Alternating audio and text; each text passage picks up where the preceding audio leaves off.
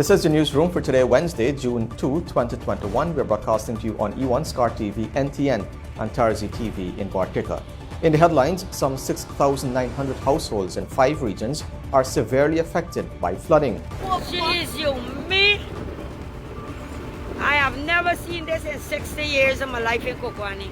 Health concerns intensify as floodwaters in Kokwani, Region 10, continue to rise. A new business chamber is seeking to boost trade between Africa and Guyana and to start direct flights. GWI plans to fire 157 employees. And in sport, the head of the local football federation, Wayne Ford, is optimistic about Golan Jaguars' chances in the World Cup qualifiers, and Sport Minister Charles Ramson Jr. wants optimum use of sport facilities countrywide. We started by telling you that as the country grapples with nationwide flooding during this May-June rainy season, the Director General of the Civil Defense Commission left which areas have been more affected than others and where greater support is needed. And the Director General was able to provide a breakdown of the impact of flooding in the various regions. As it relates to households that were severely impacted in the regions, I will just touch on some of the main regions. In Region 2, we have about over 1,500 households impacted. Region 3, about 600. Region 6, about 2,800 households. Region 9, about 1,000. And Region 10, about 1,000 households. So far, the Commission would have distributed over 6,500 clean hampers and over 8,000 food hampers. And as we speak, hampers are being dispatched to the various regions. Residents across the country have taken to social media to highlight how the flooding has affected their homes and communities. Can you imagine this is the waterfront road? Debbie, do look at your house, y'all. Look at your house. Your house on the water, Debbie. Look here. Watch out. This, my God, and they still got anchor up. No. What? What is still there? Jeez, you me? I have never seen this in 60 years of my life in Kokwani. Meanwhile, in Regions 9 and 10, shelters have already been set up by the CDC to house people who have been displaced by the flooding. Addressing concerns over the capacity of the shelters to house displaced individuals over the next few weeks, CDC's Director General had this to say. In terms of shelters that are activated, once water remains in people's homes and they're displaced, the shelters will have to remain activated until they can return to their homes when things return to normalcy. Lieutenant Colonel Craig also said that the local authorities are also focused on meeting the immediate needs of people, that is, providing food, shelter, and cleaning supplies. After the disaster has been managed, then a socio-economic assessment will be conducted to determine the aggregated impact of the flooding across Guyana. Reporting for the newsroom, I am Vishani Ragabir. And as the floodwaters in the community of Kokwani Region 10, Upper Demerara Berbice continue to rise and cover people's homes, Regional Chairman Darren Adams lamented that the regional authorities are fearful of a potentially devastating health situation. Vishani Raghuber joins us again. Speaking to the newsroom via telephone on Wednesday, the regional chairman highlighted that the floodwaters in Kokwani have now risen to about 14 feet, past the roofs of many homes. With continuous rainfall expected, he said it is possible for the water to rise even further. Already, Adams stressed that this is the worst flood the community has ever experienced, and now the community is bracing for potential health issues. 3 shelters have been set up there. Right. The water has risen close to 14 feet. Right? Yes. So we have since set up the occupancy of the shelter. 33 persons have been placed in 3 shelters. Some of the persons have opted to move in with family members and friends. They don't want to stay at the shelter out of concerns of COVID. Right? At the Lamp Island area, altogether, we would have evacuated 43 families. Shifting from Kokwani, you look at Araima, for example, my concern there is health, because we have a person still using the pit latrine there at Araima. and that water mixing there with feces from animals and even human feces is of concern. You can have an outbreak of cholera or leptospirosis and these things. Meanwhile, Director General of the Civil Defense Commission CDC, Lieutenant Colonel Kester Craig, on Wednesday related that the situation in Region 10 is one that is still being monitored. In Region 10, water receded somewhat in Mackenzie and Wismar, but remained extremely high at Rockstone, Kokwani, and Araimo. Food hampers and cleaning supplies were dispatched and distributed, and 3 shelters have since been established. Addressing the health concerns prompted by flooding, the Minister of Health, Dr. Frank Anthony, has said that the local health authorities are on alert for possible outbreaks of waterborne diseases and leptospirosis, a bacterial infection. Already, he related that the regional health authorities have been given bleach, skin ointments, and rehydration salts to provide some redress to the affected people. Reporting for the newsroom, I am Vishani Raghavir. And while it is crucial to provide relief in the form of food hampers, cleaning supplies, and shelter to flood-affected residents, Prime Minister Brigadier Retired Mark Phillips says that the government will be focusing on building resilience to mitigate future disasters. The Prime Minister made a revelation on Wednesday after a tour of the National Gymnasium on Mandela Avenue in Georgetown, where the Civil Defense Commission has been mobilizing relief supplies for affected regions and communities. Right, there is a plan, as you know. In any disaster, the initial effort is the relief, right, to deal with the initial impact. And then after we go into the recovery phase. The recovery phase is where all the mitigatory works will be done. What needs to be rebuilt will be rebuilt. If there's any need for assistance in agriculture, that will be given to all the communities through the Ministry of Agriculture. You know, they have the officers, the agriculture extension officers, you have the veterinary officers who will go into all those communities and basically help them to get back into their economic activity.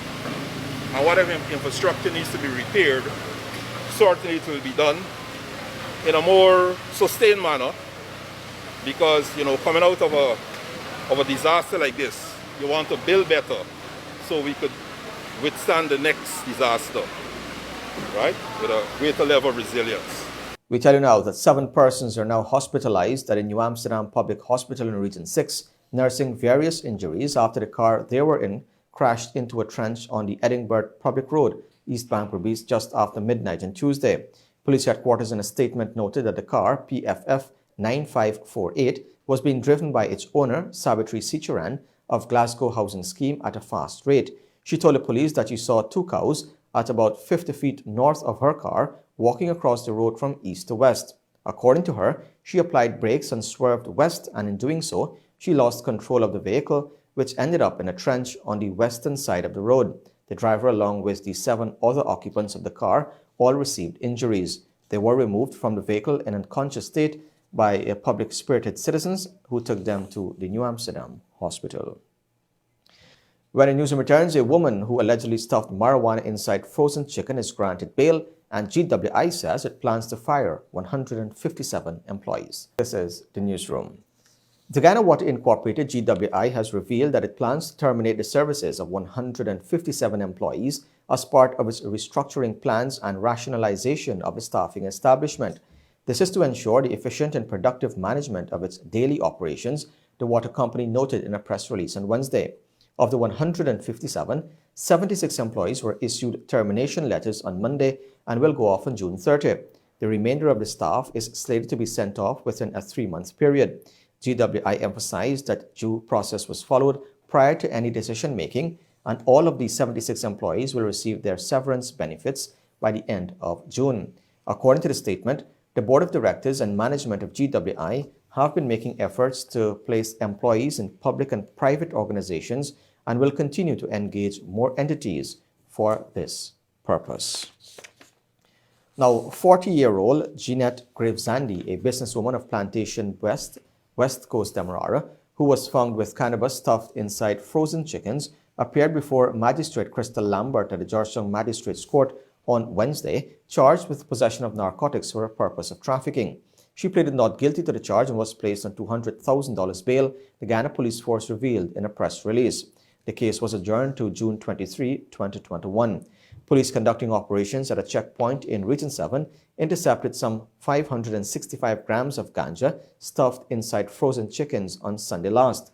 According to a statement from police headquarters, the ranks stopped the truck, which was driven by a 46-year-old resident of Cornelia Ida, West Coast, Demerara, and transporting 12 passengers.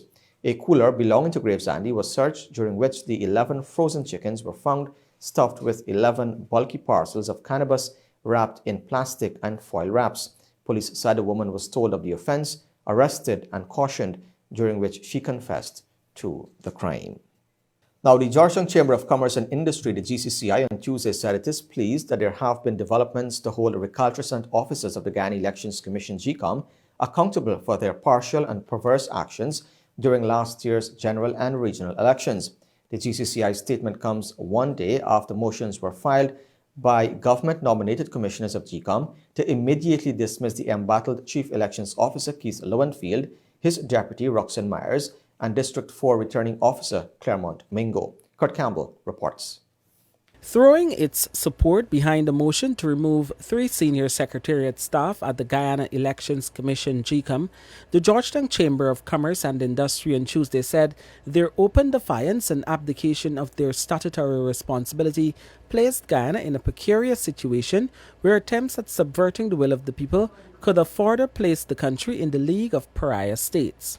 In a brief interview with the Newsroom, GCCI's Senior Vice President Jerry Gavaya Jr. said the private sector body is also in full support of the electoral reforms to come on stream, but wants the dismissal of the embattled Chief Elections Officer Keith Lowenfield, his deputy Roxanne Myers, and District 4 Returning Officer Claremont Mingo before Guyana goes to the polls again with local government elections due later this year. That's where we stand as a GCI. We would like this matter fixed quickly. GECOM to be ready to host a local government elections as soon as possible, so we can now have our electoral reform process restarting in a very positive manner. Just for clarity, sure. Because you talked about the issue being fixed. Sure. What does that entail? They need to remove the people who were alleged to be part of the wrongdoings. Remove them. The GCCI said, as an accredited observer to the 2020 elections, it witnessed several acts of obfuscation, open defiance to the instructions of the Commission and the courts by these agents who were duly bound to uphold the law. To this end, Gavaya said, coming out of the wrongdoings are several issues that he would personally like to see corrected. There's a lot. There's a lot. And, it has been, spoken about ad nauseum from the international community to both the local observers to the political parties and pretty much anyone who is paying attention. It is for this reason that the GCCI has already begun to put together its proposals to be included in the upcoming national discussion on constitutional reform. And on a more urgent issue, Gavaya called for the review of unilateral powers and authority for specific individuals and legislative consequence on a criminal scale for people of that nature. There's a lot of things that we can improve on as a country. And there's a lot of things that we can improve on as a society that I would definitely like to see. And some of the things that you're going to see us talk about from the Chamber of Commerce perspective is things like unilateral powers and authority for specific individuals. And we would like to see a lot more legislative consequence on a criminal scale for people of that nature, because they are holding one of the highest spots in our country in terms of our political stability. The GCCI urged that the events of the 2020 election serve as a stark reminder and be used as the impetus to undertake the necessary reforms to the electoral process. The GCCI anticipates the input and involvement of a wide range of stakeholders so as to be able to solicit ideas on the strongest sets of reforms as possible. For the Newsroom, Kurt Campbell. The nationwide flooding Guyana is currently facing has been exacerbated by structural issues that need to be addressed through the efforts of all stakeholders. This is according to Director General of the Civil Defense Commission, Lieutenant Colonel Kester Craig, who spoke at a CDC press conference on Wednesday. The assessment revealed that areas remain inundated even when the tide is at its lowest and lands could not drain efficiently, since many were within basins which were already waterlogged and could no longer carry the increased amounts. In many instances, poor drainage caused by lack of maintenance, damages and insufficient structures and infrastructure exacerbated the situation. We operate based on current issues and current impact. 2005 was the eye-opener. Some measures were taken, but most of them weren't sustained. Likewise, this is another eye-opener, and I hope it's a different type of measures and actions are taken at all levels. The citizens, the local government organization, the regional organization, the private sector, and national government. Now, the National Assembly has removed the names and photos of Vikash Ramkissoon and Sarah Brown as members of Parliament from its official website and Facebook page some 40 days after Chief Justice Acting Roxanne George ruled that their appointments were unlawful. It comes even as an appeal to the ruling is pending. Kurt Campbell reports. Attorney General and Minister of Legal Affairs Anil Nandlal on Tuesday said that he was in the process of making an application for a stay of the order made by the Chief Justice, which declared the appointment of Vikash Ramkissoon and Sarah Brown as members of Parliament unlawful. His comments came hours after the APNU-AFC parliamentary opposition criticized Speaker of the National Assembly, Mansour Nadir, for failing to declare the seats of the two MPs vacant. But Nandlal believes that the two MPs who sit as non-voting members following their appointment as parliamentary secretaries must continue to sit in the National Assembly. The Chief Justice did not grant any coercive orders for the removal of the MPs from the House.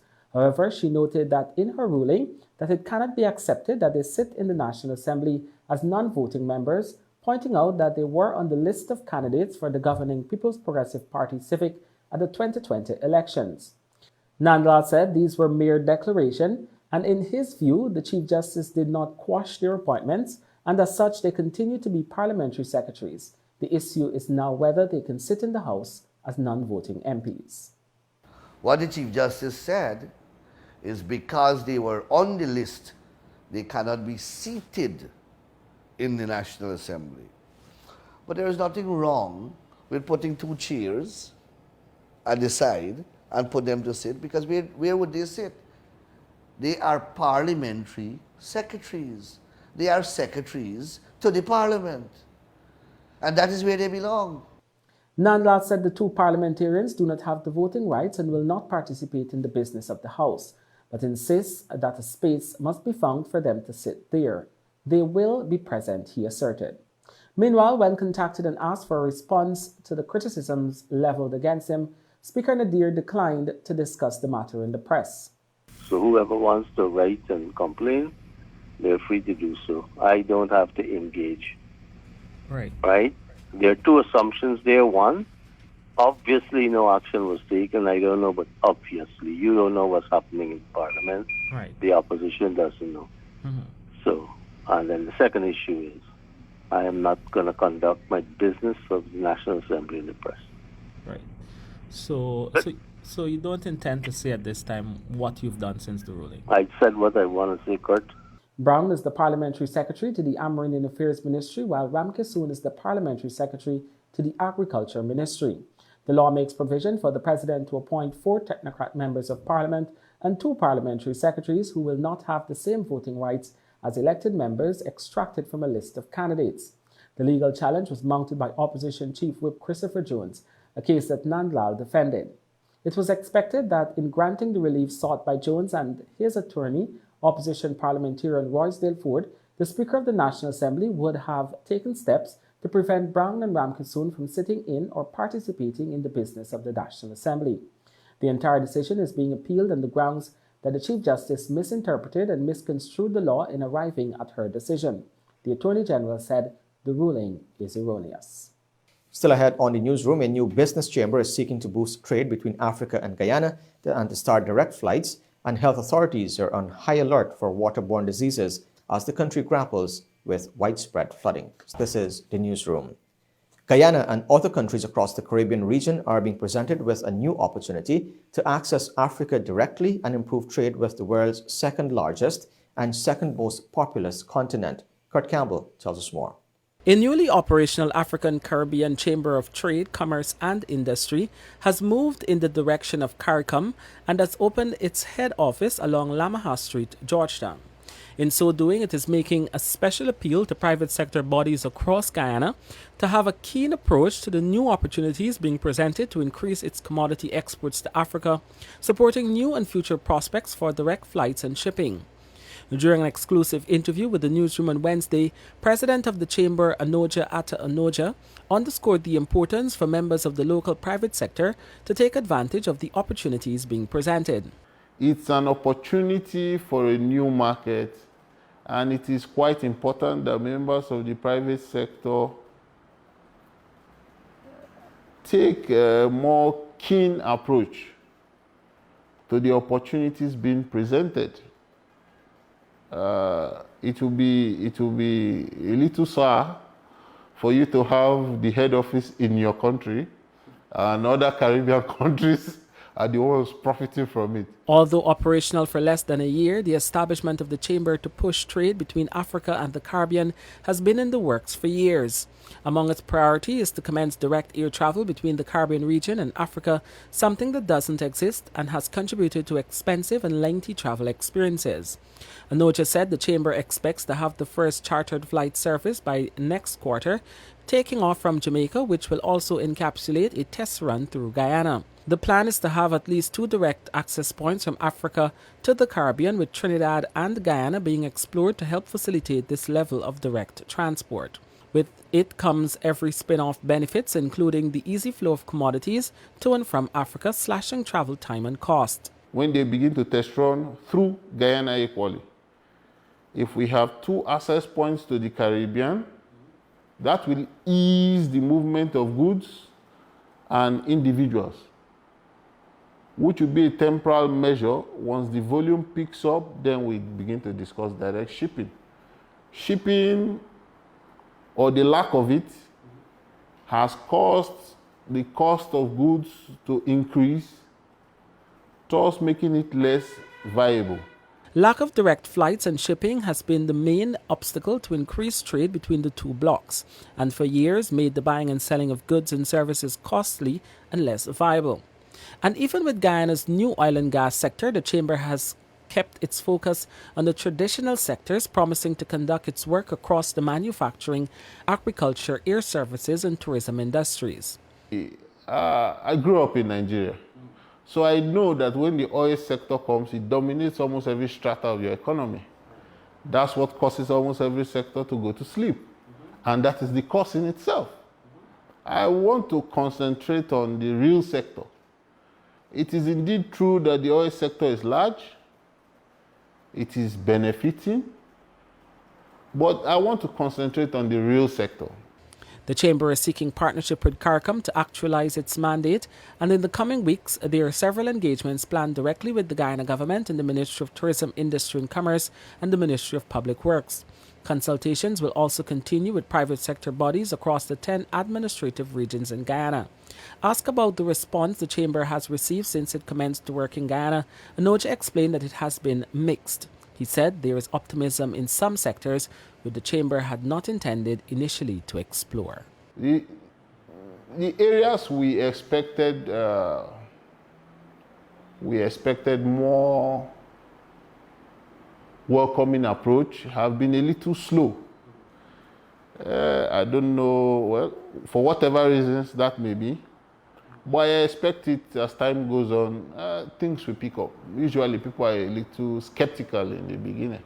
Now, as the country grapples with nationwide flooding, the local health authorities are on the lookout for potential outbreaks of waterborne diseases and leptospirosis and are ready to provide support as needed. This is according to the Health Minister, Dr. Frank Anthony, who addressed the health response to the flooding on Wednesday during his daily COVID-19 update.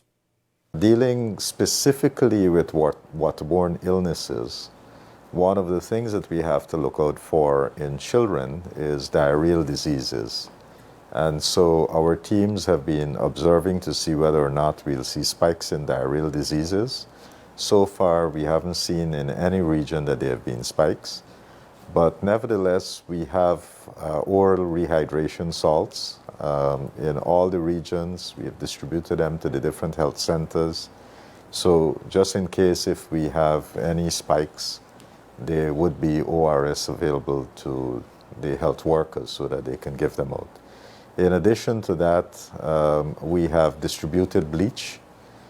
Bleach can be used with water to make sure that you purify the water to decontaminate. So any bacteria in the water will be able to reduce the amount of bacteria in water by adding bleach to it. So that has been an ongoing exercise. Every region, we're told to collect bleach from the MMU.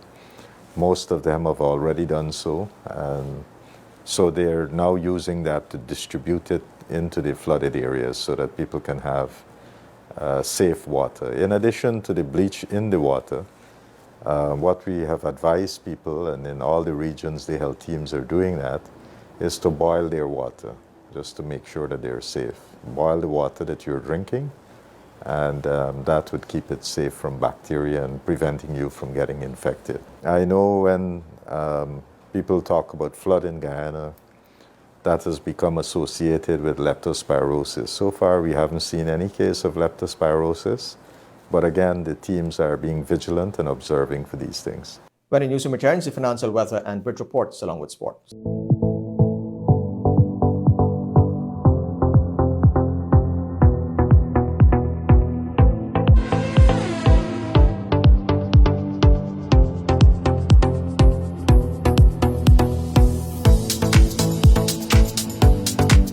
Welcome back to Newsroom. Now for a look at what's happening in sport. We're starting off with some football news. While acknowledging that it is an uphill task, President of the Guyana Football Federation, Wayne Ford, said he has reasons to be optimistic about Guyana's chances in the World Cup qualifier games this month.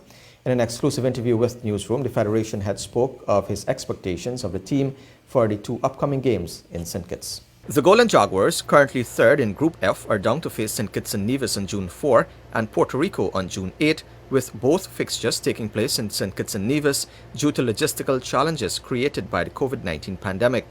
Only the top team from each group will qualify for the second round of the CONCACAF qualifiers. For these two games, head coach Marcio Maximo has made 6 changes from the squad that faced Trinidad and Tobago and the Bahamas in March, with captain Sam Cox missing out and Matthew Briggs taking over the leadership role. And I think Coach Maximo understands how important it is for us as an organization and for the nation to get beyond the first round. He understood that from day one, and I think he is constantly thinking about how to achieve that. However, he also has to balance the fact that we really want to create early opportunities for experience in some of our talented players. Unless we can inspire young footballers to want to make a commitment to work hard towards that ultimate goal, which is to putting on the Golden Jaguars shirt and going out there and represent the country, then we're not doing what we are mandated to do statutorily.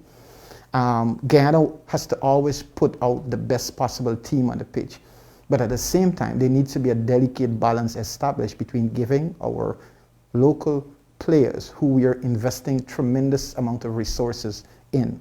The only reason that I took the decision to bring a coach and have him resident in Guyana to live here and to work with the national team players day in, day out is because I felt that we had the fundamental qualities within our players that with some amount of help, care and attention, they can make it to that level. Earning a call-up for these upcoming matches are Liam Gordon, Kevin Lane, Javier George, Marcus Wilson, Stephen Duke McKenna and Usafa Simpson, while Cadel Daniel, Sam Cox, Ryan Hackett, Callum Harriott, Jeremy Garrett and Nicholas MacArthur are the ones to miss out. It is important for us to get there. We know football is what happens on the day.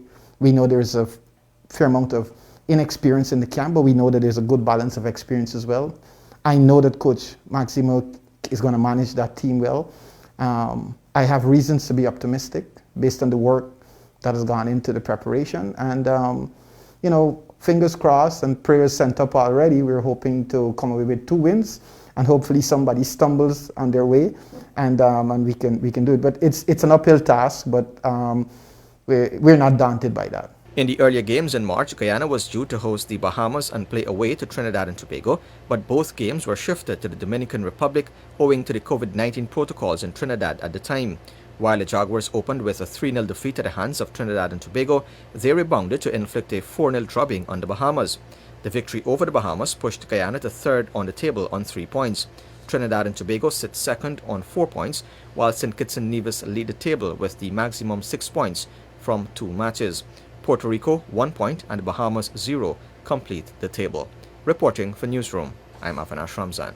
Through the Ministry of Culture, Youth and Sport, there has been ongoing upgrades to sport facilities countrywide, and the subject minister, Charles Ramsden Jr., said the aim is to ensure there is optimum usage of these facilities by all citizens. Akim Green reports. Operating a local radio station, AJ 94.1 Boom FM, on Wednesday, the minister explained the reasons for him allowing all Guyanese to be able to use the National Stadium for recreational purposes and the investment into upgrades to staple facilities such as the National Racquet Center, the National Gymnasium, and the Cliff Anderson Sports Hall.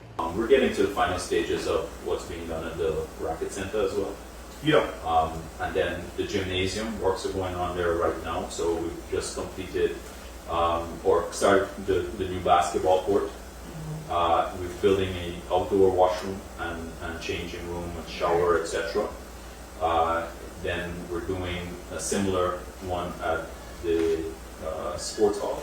And then I'm turning, recently we would have opened up the National Stadium. Yes, for persons to go and exercise. And play sports out there. And if you pass there on the weekend, you'll see hundreds and hundreds of people just, playing sports and just exercising and stuff like that. And it's very important for the ministry for us to be able to have optimum usage of our facilities. The sportsman further indicated that the National Gymnasium will soon be accessible for day-night activities by the public. The gymnasium is going to be a day-night facility as well. We're moving into the final stages of that too, so that people who are going to play basketball or futsal and even tennis, etc., they can come out there and play even at night. And so this is really for the people in South Georgetown, so the people at Tuckville and East Rumbelt and Warlock, all of those places, South Rumbelt, all of those places now you're going to have a pretty good public facility that you can drive in, park. You've got security there, so you don't have to worry about whether things are going to be lost. Hopefully, things don't. I'm going to take no liability on that. But there's going to have security there. You can drive in. We've spent already just to remove all of the grass and put in the asphalt in and the I forget the name of the type of material that we had to put in, the loom and the brake, etc. About $27 million alone just to do that. Ramson Jr. said he met with the National Sports Commission, which was appointed by the government of Guyana on May 20, and had appointed the Director of Sports, Steve Ninval, on Sunday, May 30. I met with them today and I shared with them what was the overall vision of the ministry and how it is that what role they have in optimizing the use of the facilities as well as implementing the program of our academies. Those academies the minister referred to are linked to the ministry's core sports program.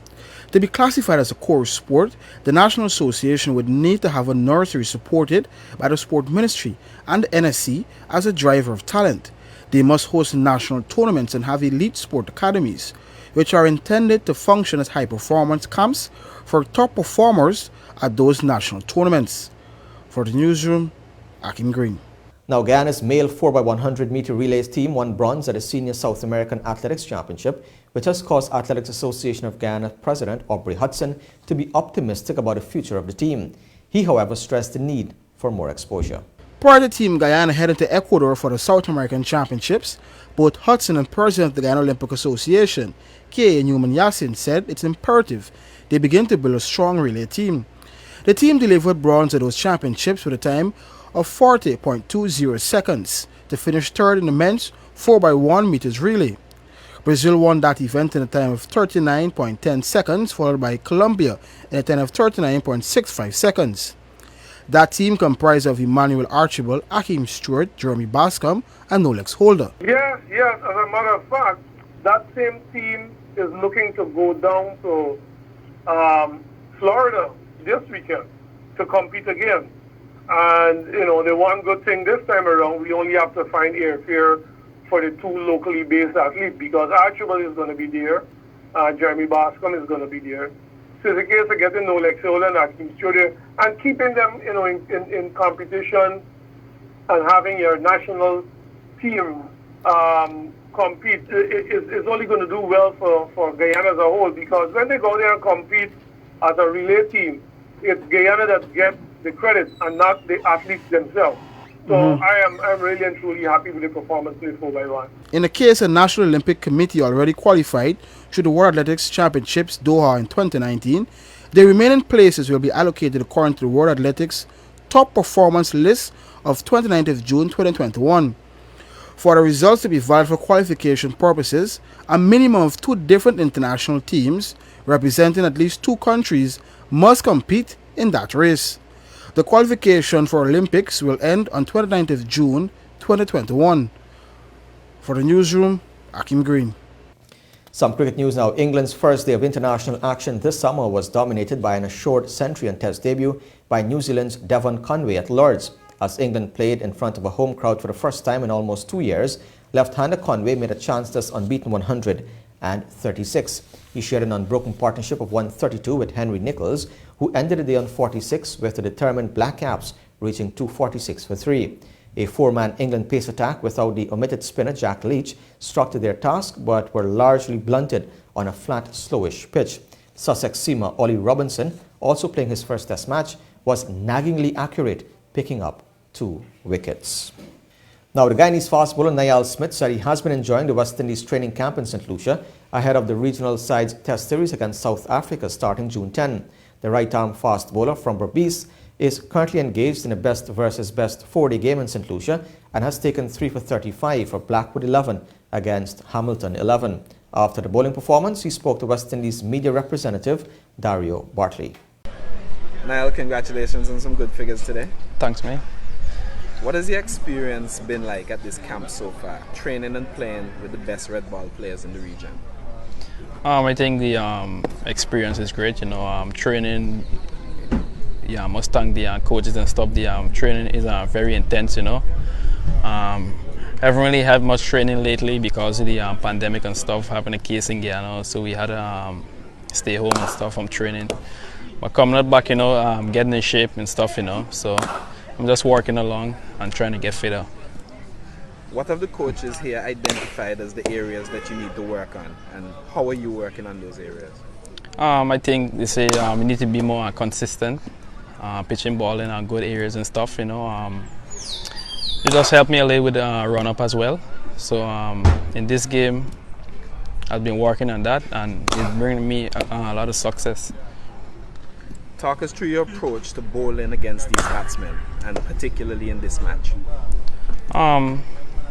Well, the wicket was a bit too pace earlier. I think bowling the ball full, it not really doing much, so it's good to put the ball in good areas when you start. Doing a lot of things from back of the leg, swinging it late and stuff. So that's what I did, put the ball in good areas and stuff, and bring me success. What would you say are the reasons for your good form, not just now, but over the past 2 years? I think, is the guys around to help. First off, with the Guyana Jaguars, a lot of them guys come and talk to me about what you need to do and stuff. So being at this level now and playing more first-class matches, you get an understanding of what you got to do more and stuff now. Tell us about that ball that dismissed Kyron Powell. That was a good ball. Yeah, it was back of the length, hit and jog. So when the ball back of the wicket and stuff, good length, back of length, the ball tends to do something. So I think this is the perfect length to bowl on this wicket. Thanks, Niall. Good luck for the rest of the match. Yeah, cheers. Meanwhile, fast bowlers Shannon Gabriel and Niall Smith have been ruled out of Day 3 of the West Indies 4-day best versus best game in St. Lucia ahead of the Caribbean side's first test against South Africa starting June 10. Cricket West Indies media reported on Wednesday that both players picked up injuries and will play no further part in the day's play. The match will conclude on Thursday. Shannon Gabriel is experiencing some tightness in his right hamstring, and Niall Smith is experiencing some discomfort in his lower left back. Playing for Jermaine Blackwood's 11 against Jamar Hamilton 11, Gabriel took 2 for 16 and 0 for 6, while Smith backed 3 for 35 and 0 for 4. And with that, we've come to the end of the news for this evening. Of course, you can find updates on these and other stories on our website, Newsroom.gy, our Facebook page, and Instagram. On behalf of the entire news team, my name is Avinash Ramzan. Thanks for watching. Be safe. See you next time.